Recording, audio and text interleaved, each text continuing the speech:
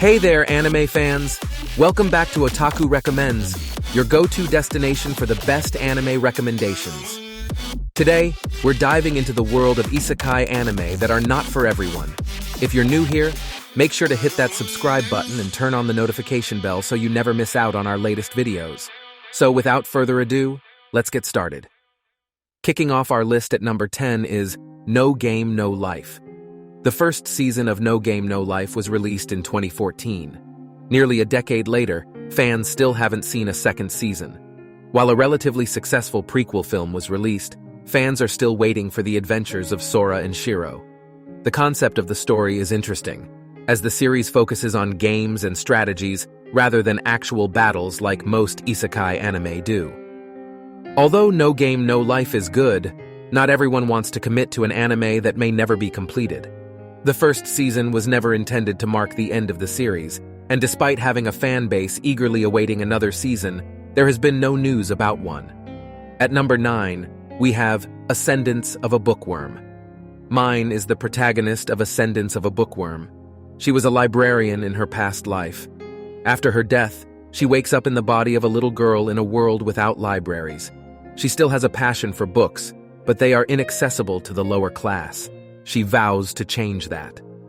Ascendance of a Bookworm is a little slow-paced compared to other anime in the isekai genre, as Mine slowly introduces inventions into the new world and teaches the audience the process of creating books. The plot also shifts quite a bit, presenting the concepts of mana and magic as Mine becomes an apprentice priestess. Coming in at number 8 is My Next Life as a Villainess, All Routes Lead to Doom. A young high school girl named Katarina Klaas was reincarnated as the villainess of an Otome game. After hitting her head, she regains the memories of her past life. She realizes that she is highly likely to die if she continues on her path. She befriends the main characters in the game, but she unintentionally takes the protagonist's place. Katarina is initially likable because of her kind personality and the way she unintentionally gets the affection of others. Sadly, Katarina is a little too dense, and everyone deciding not to move on with their own lives and trail after her like lovesick puppies gets old very fast. Number 7 on our list is Knights and Magic. Knights and Magic has grown more popular over time. It follows a mecha enthusiast who reincarnates into the body of Ernesti Echevalier. He finds himself in a fantasy world filled with the machines he loves. The mechs and the battle scenes are fun to watch, making this a worthwhile viewing for fans of these giant machines. For people who usually aren't into mecha anime, Knights and Magic has little else to offer. The characters, particularly the protagonist, are one note. This show is more about action than teaching fans anything. Halfway through our list at number 6 is Demon Lord Retry. It plays on the Demon Lord trope. As said, main character is actually an ordinary guy who finds himself in another world as his Yakuza boss Avatar. The Avatar greatly clashes with the fantasy world he is stuck in, but despite this, the show heavily leans into the cliches typical of the genre.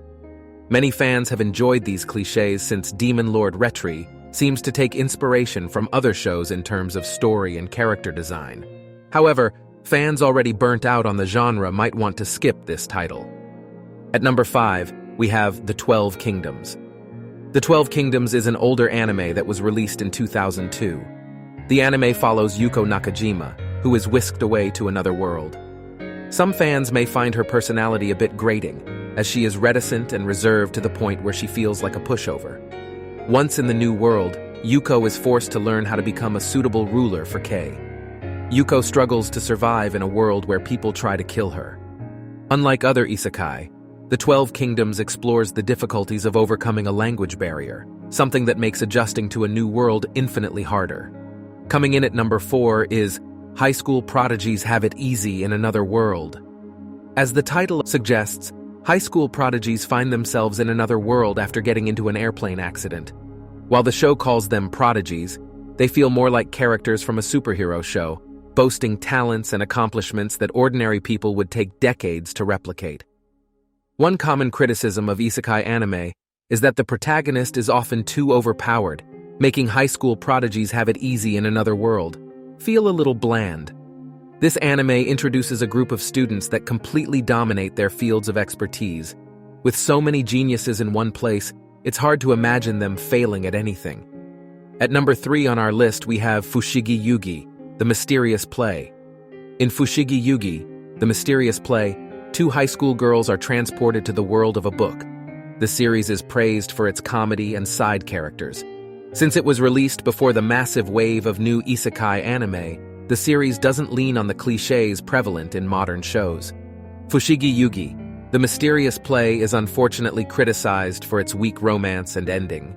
The protagonist Miyaka and Tamahome are painted as star-crossed lovers who can never be together since they are from separate worlds. Although fans can't help but root for them, the resolution to this conflict feels a little phoned in. Our runner-up at number 2 is Saga of Tanya the Evil. Saga of Tanya the Evil is so radically different from other isekai. Being X, which fancies itself as a god, is so eager to be worshipped. He reincarnates an atheist salaryman as a little girl named Tanya, hoping she would turn to the supposed god for help. Tanya claws her way up the ladder of the Empire's military. Most viewers like Saga of Tanya the Evil, but others may not care for it since the show about subverting expectations regarding the isekai genre. Tanya also doesn't feel particularly evil, despite what the title says. And finally, at the top of our list, we have The Saint's Magic Power is Omnipotent. The Saint's Magic Power is Omnipotent's protagonist, Sei Takanashi, is highly likable. Although she is devastated that she can't go home, she makes the best of her situation. She studies herbs and potions, making advancements in her field and doing good for the people around her. Sei also has a sweet romance that is heartwarming to watch. The story is a simple premise that doesn't do anything new, and Sei doesn't do much official saint work until later in the series. The Saint's Magic Power is Omnipotent is a perfect fit for someone who wants to watch a sweet and straightforward shoujo story. And there you have it, our top 10 isekai anime that are not for everyone. These unique and underrated series offer a fresh perspective on the genre, so if you're looking for something different, give them a try. Let us know in the comments which of these isekai anime caught your attention, and if you have any other recommendations, feel free to share them with the Otaku Recommends community.